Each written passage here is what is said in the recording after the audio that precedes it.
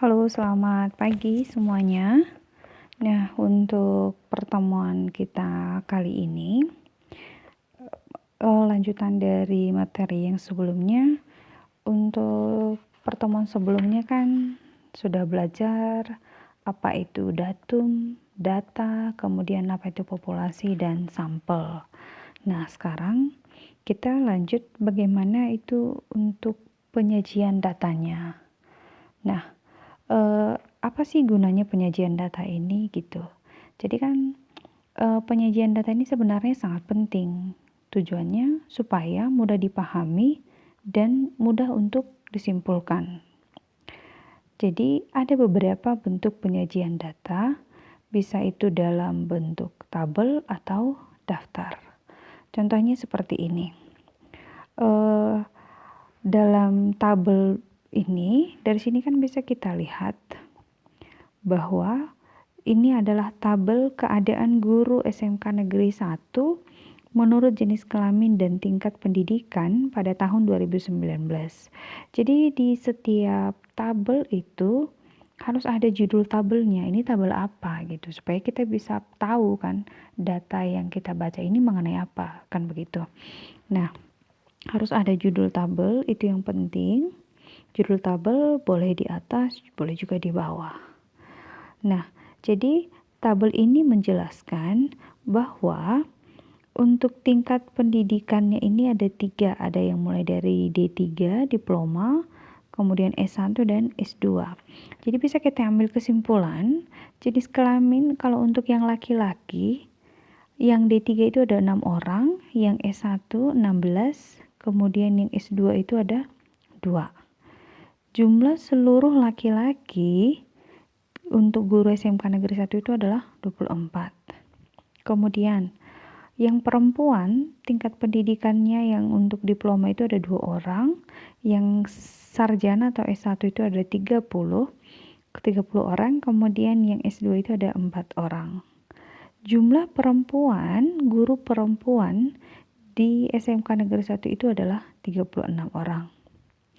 Nah, dari sini bisa kita simpulkan bahwa guru yang tamat tingkat pendidikannya itu diploma itu ada 8 orang. Itu yang terdiri dari laki-laki 6, perempuan 2. Yang S1 itu ada 46 orang, laki-lakinya 16, kemudian perempuannya 30.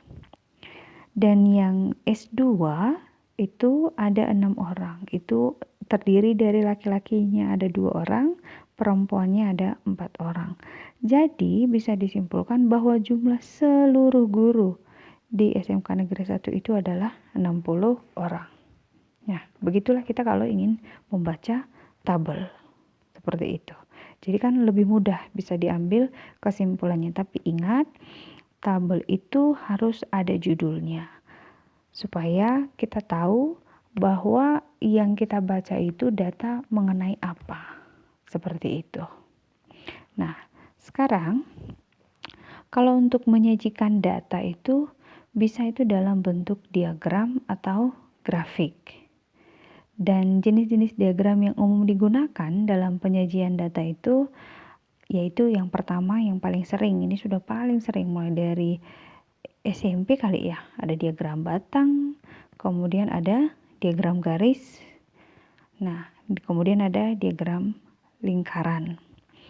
Nah yang ini kemudian bisa untuk sekarang ini kita akan belajar juga diagram batang daun, diagram kotak garis, histogram, dan poligon frekuensi, serta ogif. Kita bahas satu-satu. Walau yang pertama ini untuk diagram batang saya kira sudah sangat paham lah ya. Tapi tidak apa-apa kita ulang. Kalau untuk diagram batang ini bisa dibuat dalam posisi vertikal maupun horizontal. Artinya kalau dikatakan bisa diagram batangnya itu ke atas atau boleh juga ke bawah seperti itu. Artinya mendatar ya. Contohnya, di sini berikut data mengenai jenis dan jumlah pelanggaran kedisiplinan siswa di SMK Negeri 1 pada tahun 2019. Buatlah diagram batangnya. Jenis pelanggarannya itu ada kehadiran 80 orang, kerapian 60 orang, ketertiban 40 orang, administrasi 20 orang. Total atau jumlah pelanggaran selama tahun 2019 itu ada 200 orang.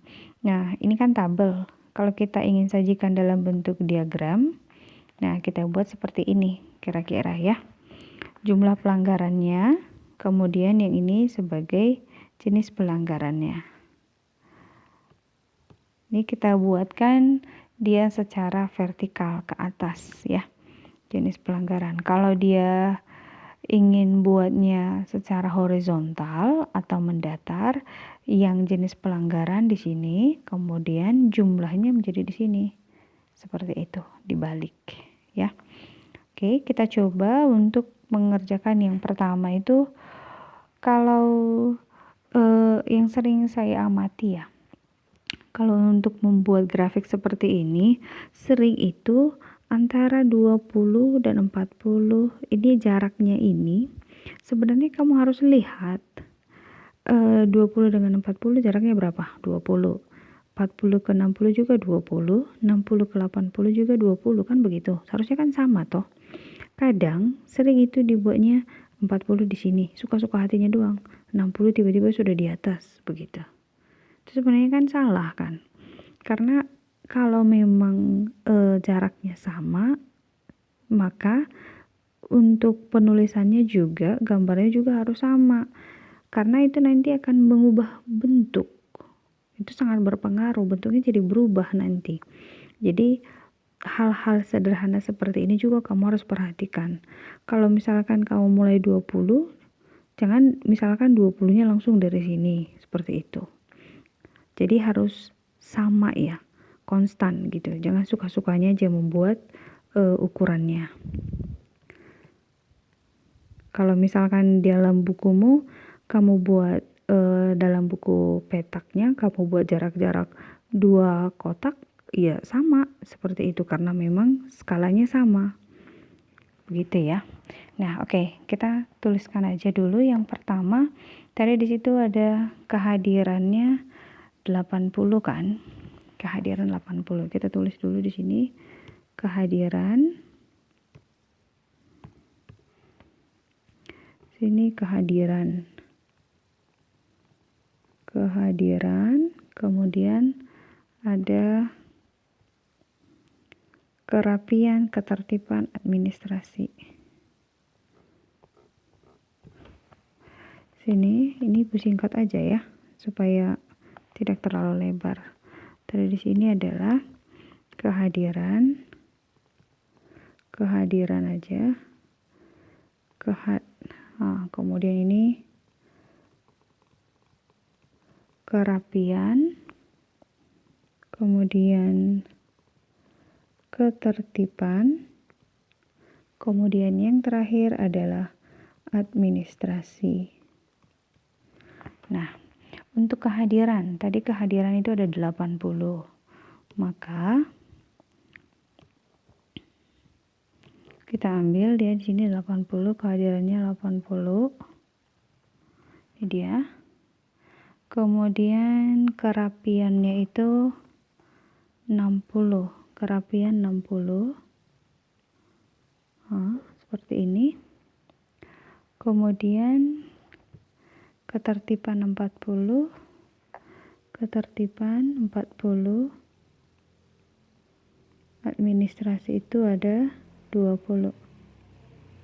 Oke. Kalau ingin membuat garis bantu juga boleh. Ini garis bantunya. Ini. Nah, inilah diagram batangnya. Ya, untuk tabel yang pertama tadi. Masih mengerti lah ya untuk diagram batang. Oke. Sekarang kita lanjut ke diagram garis. Kalau untuk diagram garis ini biasanya juga digunakan untuk menunjukkan perubahan sepanjang periode tertentu. Contohnya di sini ada sebuah data perkembangan hasil produksi PT Index yang terjual dari tahun 2006 sampai tahun 2010. Buatlah diagram garisnya. Ini tabelnya, kita buat dalam diagram garis. Kalau untuk membuat diagram, kembali di sini harus jelas. Misalkan kalau untuk sumbu X itu data apa? Ini kan jumlah pelanggaran. Sumbu Y-nya ini sumbu X kan, ini sumbu Y. Nah, untuk sumbu X-nya dia sebagai jenis pelanggaran, jadi harus kamu buat gitu. Jangan tidak ditulis di sumbu X-nya ini data apa, di sumbu Y-nya dia itu data apa, seperti itu. Nah, yang untuk ini juga seperti itu untuk diagram garis. Untuk sumbu Y-nya ini adalah jumlah yang terjual, berapa unit gitu, satuannya unit. Kemudian untuk sumbu X-nya itu adalah tahunnya. Nah, sekarang bisa kamu buat begini. Iya, di sini tadi kan Ibu jelaskan antara 10.000, 20.000, 30.000. Jangan kamu samakan jarak antara 10.000 dengan 15.000 dan 10.000 dengan 20.000 gitu. Kalau 10.000 dengan 20.000 misalnya kan itu kan jaraknya 10.000, misalkan buat satu kotak gitu. 20.000 ke 30.000 juga misalnya satu kotak. Jadi kalau 15.000 itu kan di tengah-tengah nih. Maka berarti kamu buatnya juga setengah kotak gitu. Jangan jadi satu kotak juga. Ngerti nggak ya? Bisa kan? Artinya jangan kamu samakan antara jarak antara 10.000 ke 15.000 dengan 10.000 ke 20.000. Itu harus berbeda. Nah, seperti itu maksudnya. Oke, kita coba aja langsung buat untuk tahun 2006. Tahun 2006 itu berapa? 10.000. Kalau untuk diagram garis kamu hanya tinggal buat titik-titik dulu kan begitu. 2006 tadi kan 10.000. Nah, ini dia titiknya. Ini 10.000. 2007 itu adalah 20.000. 20.000 berarti di sini ini dia 2008 menurun. Oke, 2008 menurun. Maka bisa kita buat seperti ini. 15.000. 2008 ini dia titiknya. Kemudian 2009 itu adalah 10.000. 10.000. Kembali ke sini. Ini dia 10.000.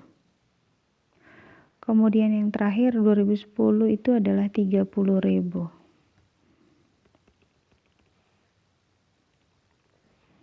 Oke. Nah, kalau sudah seperti ini, baru bisa kita buat titiknya. Maaf, garisnya maksudnya ya. Kamu ikuti yang pertama tadi ke sini. Nih, kemudian ke sini, ini. Nah, jadi di sini kan bisa kita lihat bahwa dia kan seperti jadi berbentuk kurva kan. Ada naik, turunnya, kemudian naik lagi. Seperti itu. Itu dia kalau untuk diagram garis. Oke, kita lanjut ke diagram lingkaran. Kalau diagram lingkaran ini umumnya dilakukan pada data yang dinyatakan dalam bentuk persen atau derajat. Jadi, daerah lingkaran itu dibagi menjadi beberapa bagian sesuai dengan persentase atau derajat data dibandingkan seluruh daerah lingkaran. Daerah lingkaran itu dapat dibagi menjadi beberapa bagian dengan menggunakan busur derajat atau membagi keliling lingkaran. Contohnya, di sini ada sebuah data jumlah SMK di 5 kota. Buatlah diagram lingkarannya. Oke. Ada 5 kota. Kota A jumlah SMK-nya di situ ada 100, B 200, C 400, D 80, E 20. Jumlahnya menjadi 800. Nah, yang pertama kalau untuk diagram lingkaran itu kamu harus mencari tahu dulu berapa kira-kira bagian-bagiannya dalam lingkaran. Kalau dalam lingkaran itu kan berarti satu putaran. Seperti itu kan. Satu putaran lingkaran itu berapa derajat? Itu adalah 360 derajat. Jadi, kamu buat dulu perbandingannya berapa? Jadi caranya begini, ambil satu-satu untuk kota A. Tadi kota A itu ada berapa? 100. Ada 100. Kota A dia 100 per semua jumlah SMK yang ada. Ini 800 jumlahnya, per jumlah ya. Jumlahnya 800 dikali, kalau dalam lingkaran tadi berapa derajat? 360 derajat. Nah, ini bisa kita eliminasi. Jadi 10 kali 36 per 8 itu menjadi 45 derajat. Oke, kita cari dulu untuk masing-masing kota. Kemudian kota B. Kota B itu tadi adalah 200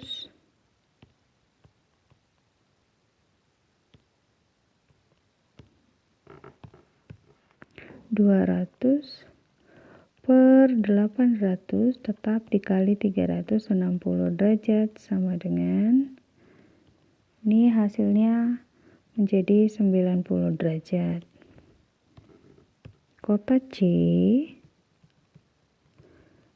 C sama dengan 400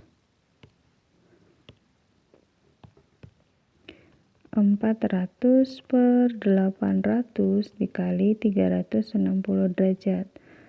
Nih, kalau kamu kerjakan itu hasilnya adalah 180 derajat. Kota D itu tadi adalah 80 per 800 dikali 360 derajat. Maka hasilnya menjadi 36 derajat. Kemudian kota E-nya itu adalah 20 per 800 dikali 360 derajat. Nah, ini kalau dikerjakan hasilnya menjadi 9 derajat. Nah, kalau sudah dapat seperti ini, kamu tinggal membuatkannya ke diagram lingkarannya. Gambarkan sebuah lingkaran. Kemudian, sebenarnya ini kan kamu harus buatnya pakai di busur derajat ya. Jadi kamu ukur. Nah, kalau untuk 180 derajat, misalnya yang ini 180 derajat. Ini kan sudah jelas lah ya, kalau 180 derajat berarti dibagi tengah. Ini kira-kira. Nah, ini adalah yang kota C. Ini yang kota C. Oke, kita tulis di sini ini yang C. Kemudian yang 45, yang 90 derajat ini, yang 90 derajat. 90 derajat juga bisa kan? 90 derajat itu berarti kan dibagi 4 nih. Bagi 4, seperempat. Ini dia 90 derajat. Berarti ini yang kota B. Kota B. Kemudian yang 45 derajat. 45 derajat berarti 90 dibagi 2. 90 dibagi 2 berarti kira-kira di sini. Ini dia. Maaf. Ini gini aja ya. Oke. Ini yang A. Nah, sekarang untuk yang D dengan yang E. Ini kalau seperti ini kamu harus pakai busur derajat karena sebenarnya kita tidak bisa tebak-tebak yang berapa 36 derajat mana 9 derajat gitu. Tapi karena di sini Ibu tidak bisa menggunakan busur derajat karena keterbatasan, tapi saya harap kalian saat menggambarnya pakai busur derajat ya. Kalau untuk yang 36 derajat kita anggaplah ini 36 derajat ya. Misalkan ini 36 derajat nih. Oke, maka itulah sebagai D. Dan yang sisanya yang pasti yang E. Ya, yang sisanya adalah yang E. Nah, inilah kira-kira diagram lingkarannya, ya. Jadi cari dulu berapa derajat dia dalam lingkaran. Setelah itu baru bisa kamu gambarkan ke dalam lingkarannya. Bisa ya? Nah, oke, kalau sudah begini kita lanjut aja langsung yang selanjutnya adalah diagram batang daun. Ini mungkin masih baru atau sudah pernah juga dipelajari di SMP, kurang tahu ya. Kalau untuk diagram batang daun ini digunakan untuk data yang memiliki pola yang ekstrim. Jadi penyajian data dengan diagram batang daun itu adalah dengan memecah setiap datum menjadi 2 bagian, yaitu digit pertama dari datum itu merupakan batang dan digit yang berikutnya merupakan daun. Supaya jangan bingung, kita langsung kerjakan ke contohnya begini. Di sini ada sebuah data dari nilai tes matematika untuk 25 siswa. Buatlah diagram batang daunnya. Ini dia nilainya, sudah. Jadi kalau ingin kita buat dalam bentuk diagram batang daun, tadi kan sudah dikatakan berarti ada batangnya dan ada daun, kan begitu. Jadi kita tulis dulu, kita bagi. Sudah. Hanya seperti ini. Kita tuliskan mana itu, ini batang, ini daun. Nah, kita mulai dari yang terkecil dulu. Artinya ini kan puluhan nih. Puluhannya ada berapa? Dari 4, kemudian 5, kemudian 6, ada 7 dan ada 8. Jadi kamu untuk batangnya kamu buat begini. Sini 4. Oke, kemudian yang untuk 4. Sudah. 4 itu ini 45, 44, 49, 48. Ini 1, 2, 3, 4. Maaf, mana lagi ya? Ini 47. Jadi ini kan batangnya 4, berarti yang satuannya kamu buat di sini. Dari yang terkecil berapa? 4, kemudian 5, ini 5, 6 tidak ada ya. Kemudian 7, 8, 9. Itu untuk yang 4. Yang batangnya kemudian 5. 5 itu ada